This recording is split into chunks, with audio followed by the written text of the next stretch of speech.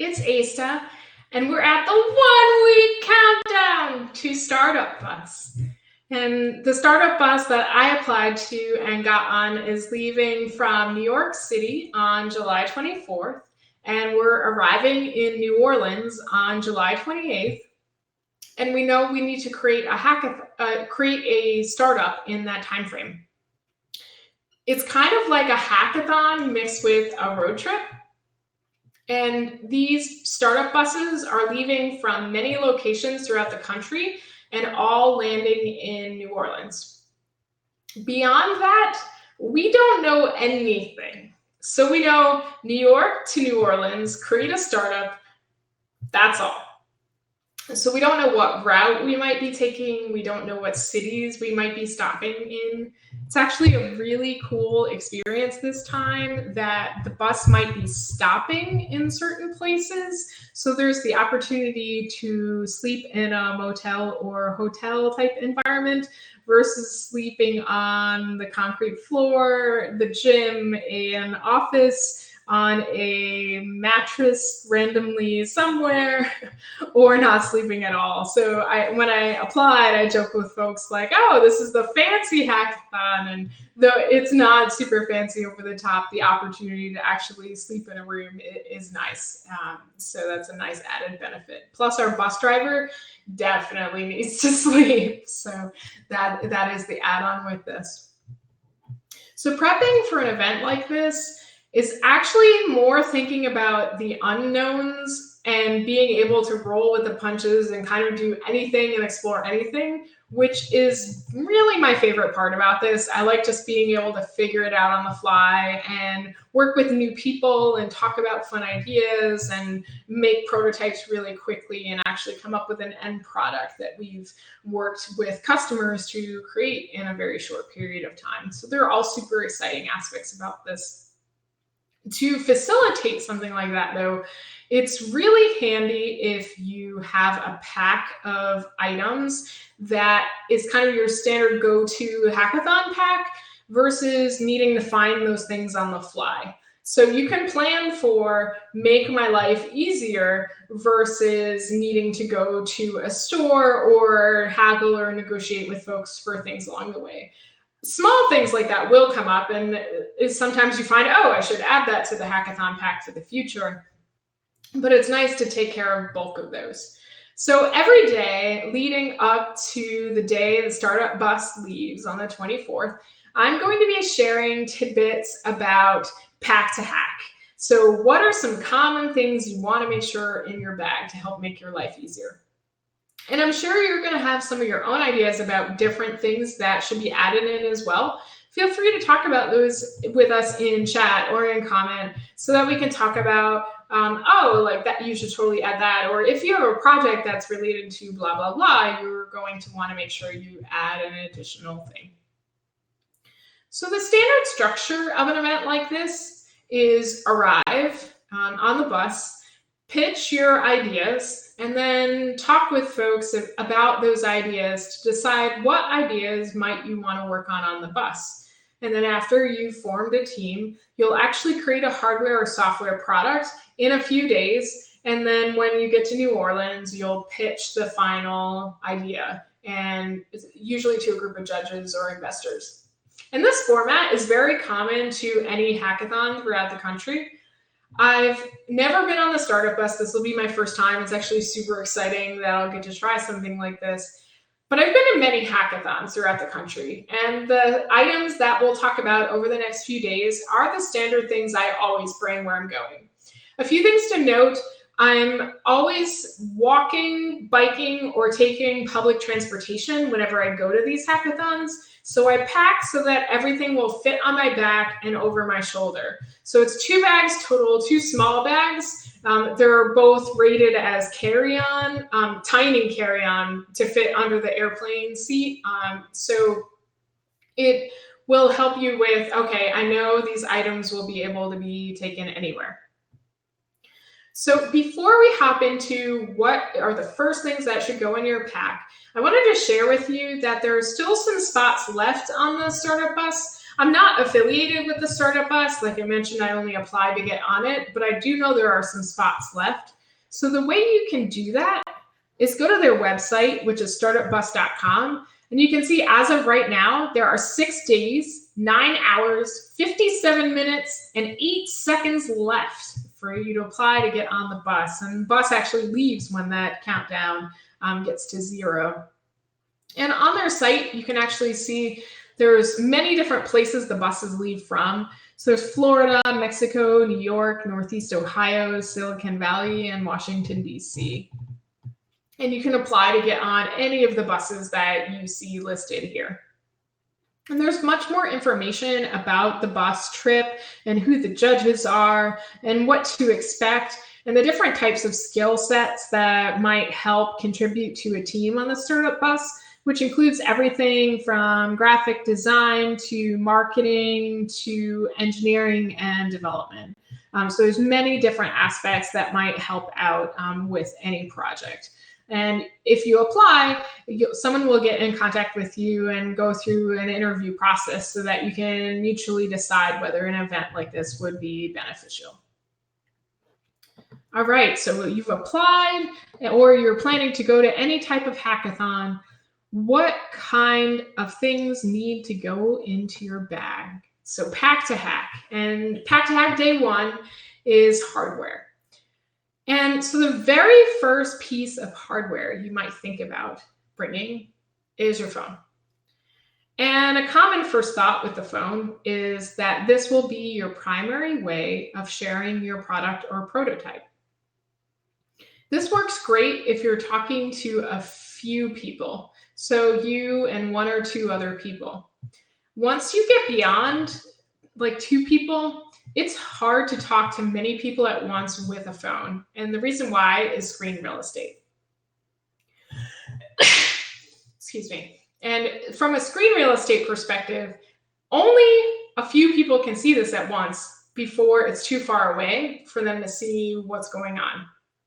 If you have more devices than just the phone, you can make things easier so that it's not you single-threaded with maybe 1 or 2 people having a conversation and you being able to speak to a larger group of perhaps 15 to 20 people at once. So the way we do this is bringing as many extra screen devices as possible. And so what goes in my pack is an old iPad as well as a new iPad. And I bring both of them because they both have larger screens. They both let you talk to many people at once. And with the larger screen, it's many more people at once in addition to more people at once.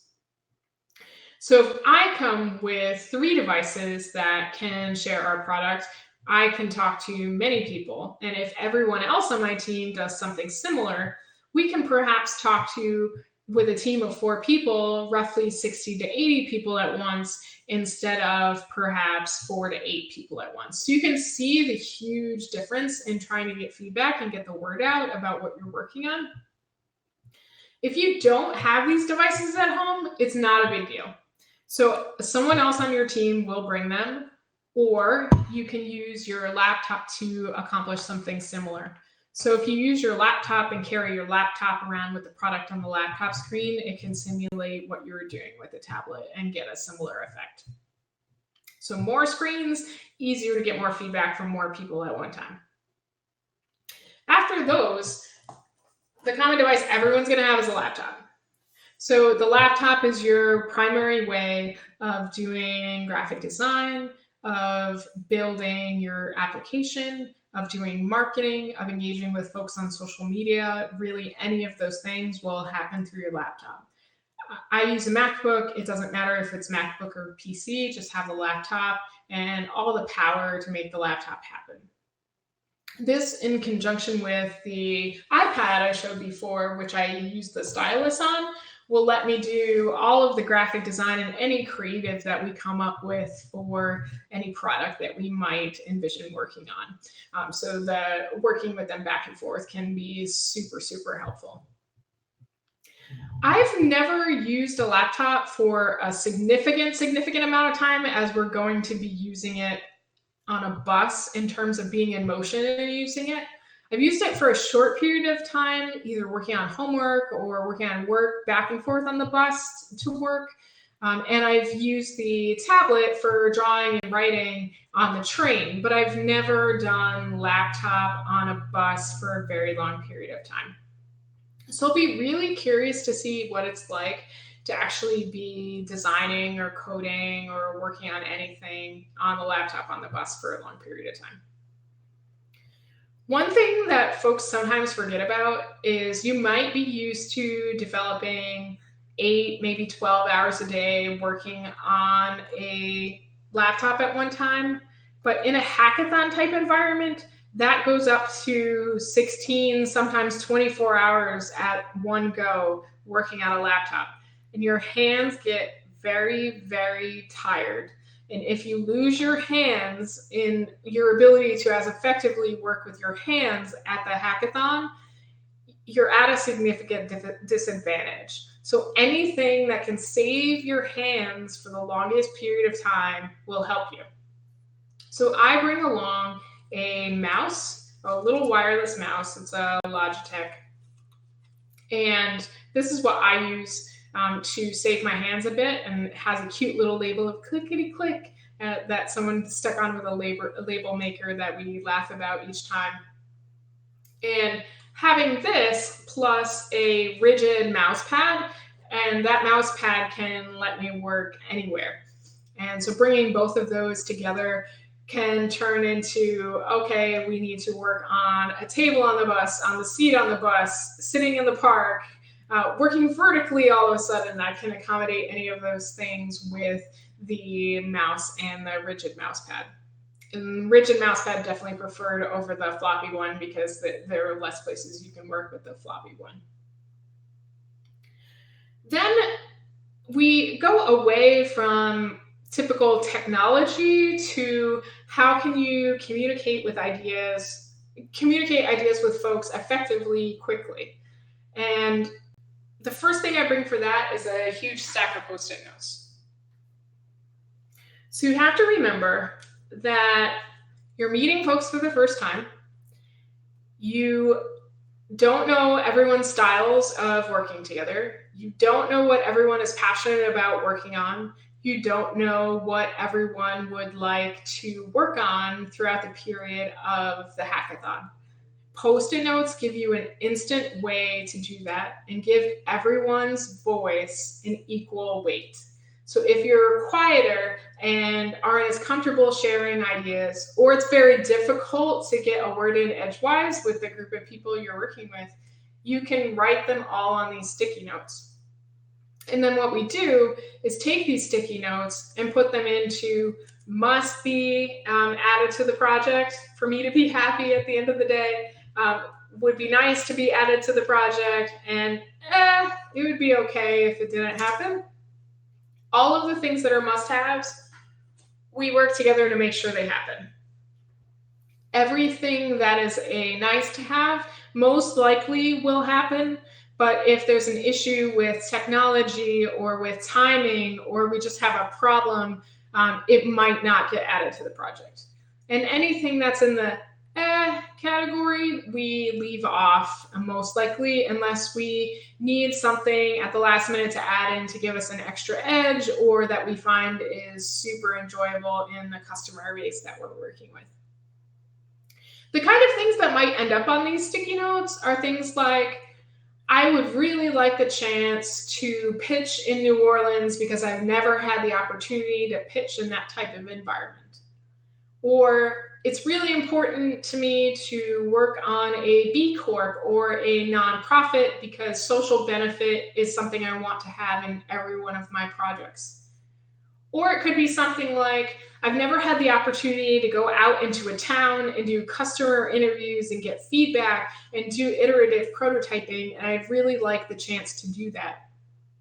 It might also be, I'm really scared of working with investors like that in a pitch format, and I need everyone's feedback to make sure something like that would be possible.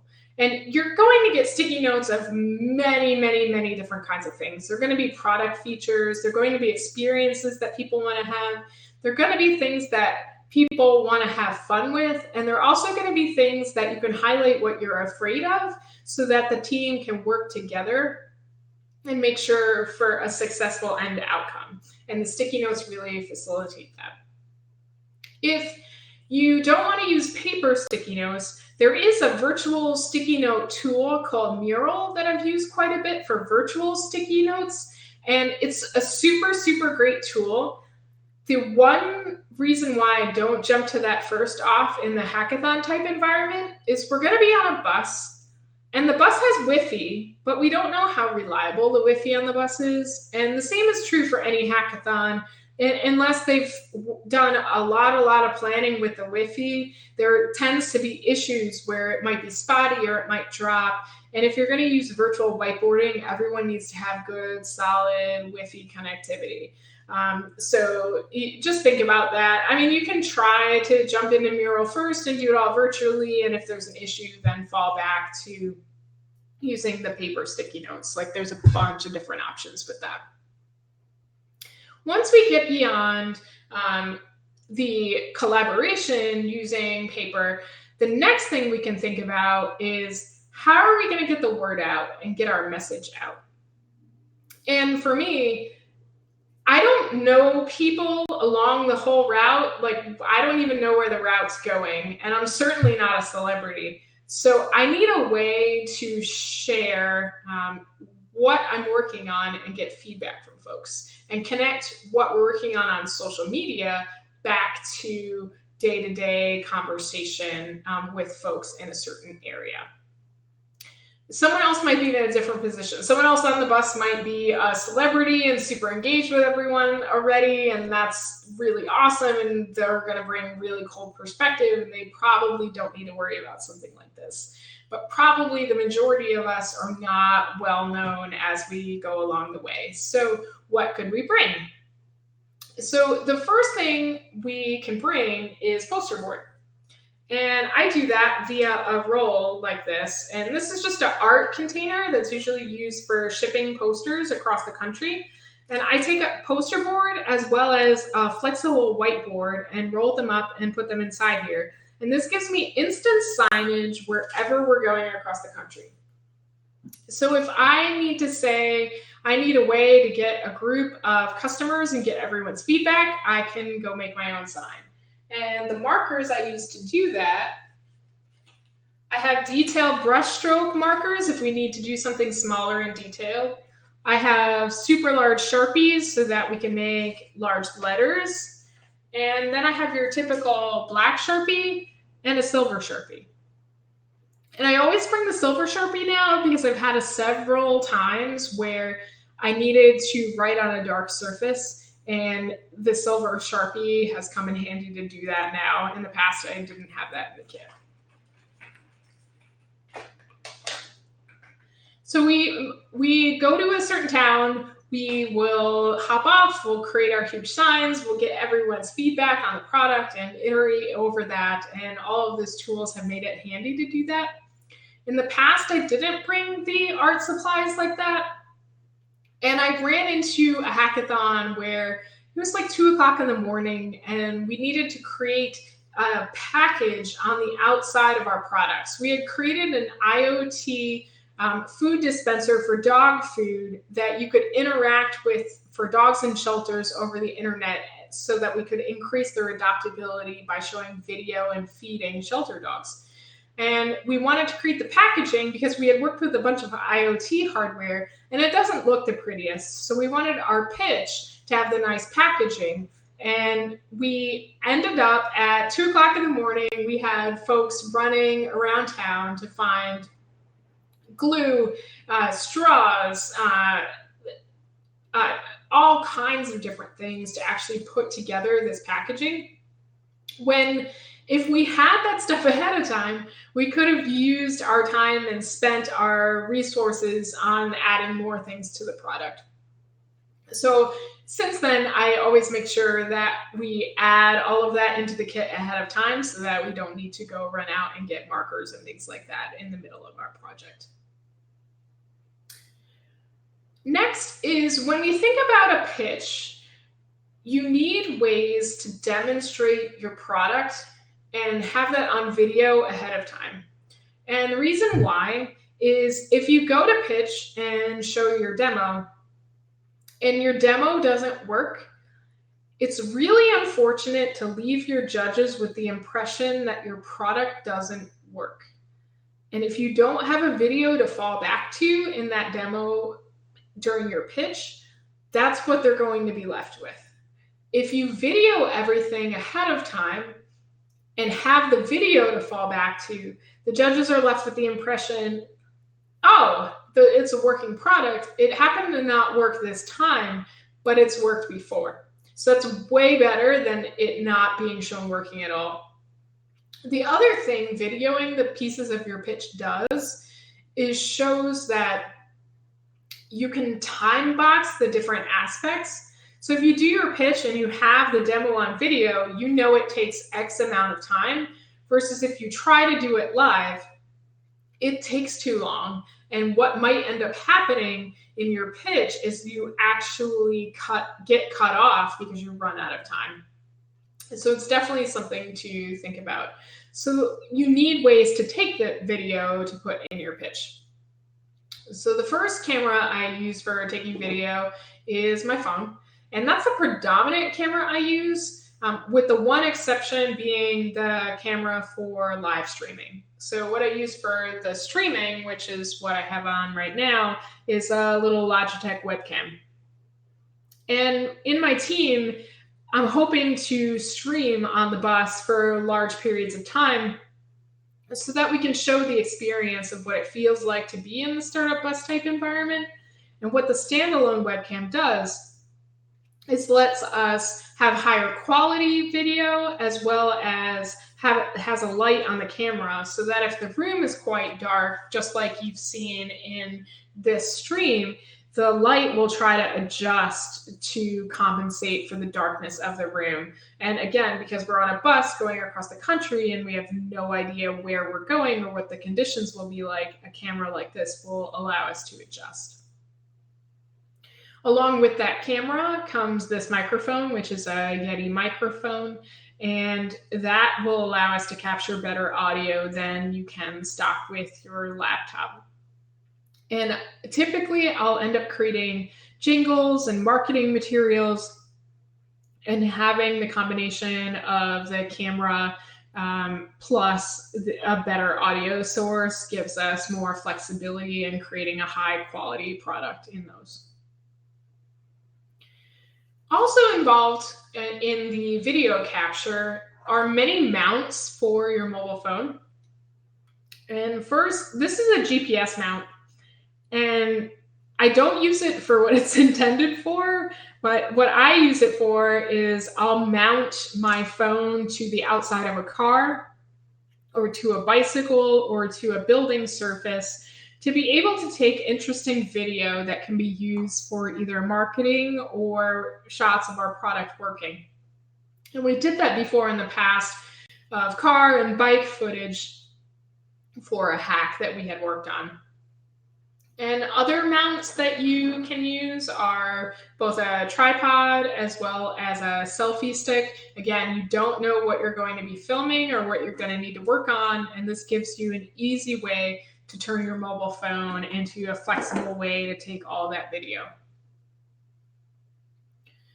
When you compile all this into your final pitch that you're going to give, you're going to need a way to share that pitch when you have no idea what the audio video equipment is at the final venue. I've seen so many combinations of what's possible in terms of equipment to give that final pitch. And sometimes they have the connectors you might need. Sometimes you need to upload the pitch to somewhere. Sometimes you need to live share it somewhere. Sometimes you need to connect with actual dongles and they have them, and sometimes they don't have them. You never know what's going to happen. So the more equipment you can come with to connect your laptop to any of those things, or any of your tablets or phone to those things, the better off you are. So I'll come with the wall of connectors that gives you a way to take any Mac or iPad or iPhone device and connect it to any type of AV imaginable. And I started this several years ago, and the reason why was many times when I went to pitch, they didn't have the Mac connector you needed. They might have one, but it wasn't frequently the one you needed. And it happened to me, and it also happened to several other teams I saw, to the point where it wasn't equal playing field. So I might have all the connectors I need to connect my team's hack, but another team might not have one. And so when you all go to pitch, if the venue didn't have the connector for your pitch, you're left not showing your content. And it just puts you at a disadvantage that isn't desirable. So when I bring this pack of all the different Mac connectors around, it gives both my team the opportunity to make sure we have what we need, as well as any other team that needs these connectors to be able to share their content and be on that same level playing field that we were talking about. Alongside that comes the packet of how to recharge everything. So this is mostly Mac stuff because that's what most of my things are, but it also has a battery pack that if you're working on a hardware hack, such as a wearable t-shirt with lights in it, you can connect via battery. And so that's one of the latest adds to this pack, based on a hackathon where I was the living demo in the t-shirt. That was wicked crazy. And I didn't have a battery pack at that time, but I certainly have one now, so that if we ever need to do that again, it's totally possible.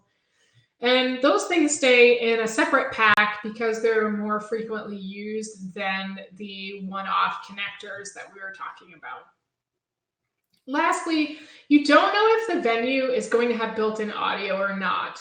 And if they don't, the speakers in your laptop are not loud enough for most demos. And I've had this experience where you're playing it and it's just too quiet. And I have really good speakers in my laptop, they're just not loud enough. So what I do now is bring along a Bluetooth speaker. And this lets me, if the venue doesn't have sound, lets me play things quite loud in that venue. It also helps with if we stop somewhere throughout the country and want to share what we're working on. This is nice and loud so we can get people's attention, and this plus the sign should draw people into what we're working on. So I'm sure there's additional things that you might think of putting in this pack. To start us off, everything we talked about today will fit in a half to 2/3 of this backpack that my friends gave me a couple months ago. And this backpack has been all over the country at this point, and it quite comfortably will carry everything. And so that leaves us a lot of space left. And so in the next few days, we'll talk about some additional things you can add into this pack to add to the fun and excitement of your adventure. But you might also have things that you're like, oh, you forgot this on the list, and I'd love to talk about them. So you can talk in chat or in comment. If you're like, oh, you totally forgot blah, like let's talk about it, and it might be something that I'll add into the pack.